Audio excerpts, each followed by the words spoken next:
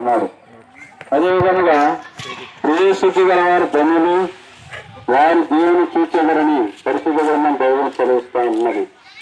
పిల్లరా, మనం గమనించినట్లయితే లోకంలో హృదయశుద్ధి అనేది మనిషికి ఎంతగానో ప్రాముఖ్యంగా ఉంటున్నట్టుగా పరిశుద్ధ గ్రంథం బైబిల్ చదివిస్తూ ఉంటున్నది. హృదయశుద్ధి ఎందుకు కావాలి అంటే, దేవుని చూడాలంటే, పరలోక రాజ్యం చేరాలన్నా, దేవుని చూడాలన్నా, దేవునితో ఆ యొక్క రాజ్యంలో మనం ఉండాలన్నా హృదయశుద్ధి అనేది మనిషికి అవసరమైనదిగా ఉంటున్నది.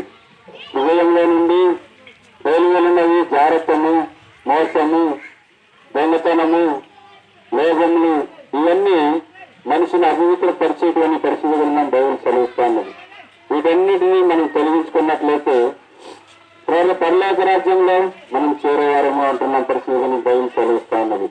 హృదయశుద్ధి మనం ఏ విధంగా చేసుకోగలము అనగా, ప్రభువైన యేసుక్రీస్తు ద్వారానే మన హృదయం శుద్ధిపరచబడుతుందని పరిశుద్ధ గ్రంథం బైబిల్ చదివిస్తాను. ఎట్లానగా మనం చేసిన ప్రతి పాపమును బట్టి, మన హృదయంతో చేసిన పాపమును బట్టి ఆయన పక్కలో బల్లెపోటు పడగొన్నట్టుగా పరిశుద్ధ గ్రంథం బైబిల్ చదివిస్తున్నది.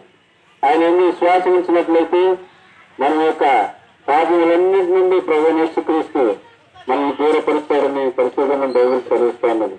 మనం పాపం లేని వారని చెప్పుకున్నట్లయితే మనల్ని మనమే మోసపుచ్చుకుంటామని, మనలో సత్యం ఉండదని పరిశుద్ధ గ్రంథం బైబిల్ చదివిస్తూ ఉంటున్నది. మనం పుట్టినది లేవుకొని మనం పాపులమని పరిశుద్ధ గ్రంథం బైబిల్ చదివిస్తాను. కనుక పాపులైన మనలో ఏమాత్రమే నీకు నివసించదని కూడా పరిశుద్ధ గ్రంథం బైబిల్ చదివిస్తూ ఉంటున్నది. ప్రభువైన యేసుని శ్వాసం ఉంచినట్లయితే ఆ యొక్క పాపం విడిపించబడి హృదయశుద్ధి గలవారమై దేవుని రాజ్యంలో మనం చేర్చాలని పరిశుద్ధ గ్రంథం బైబిల్ చదివిస్తాను. ప్రభువైన యేసుని విశ్వాసించినట్లయితే ప్రభువైన యేసు రక్తం మన పాపం విడిపించి సమస్త దుర్నీతి నుండి మనం పవిత్రులుగా చేస్తుంది. ప్రభువైన యేసుని విశ్వాసించుడి, అప్పుడు నీవును నీ ఇంటి వారిని రక్షించబడతారు. ప్రార్థిస్తాము. దయగల మా తండ్రి, కృప కలిగిన మా దేవ, కనికరం కలిగిన మా ఇచ్చకుడా, నీ పాదాలకు స్తోత్రాలందనాలు.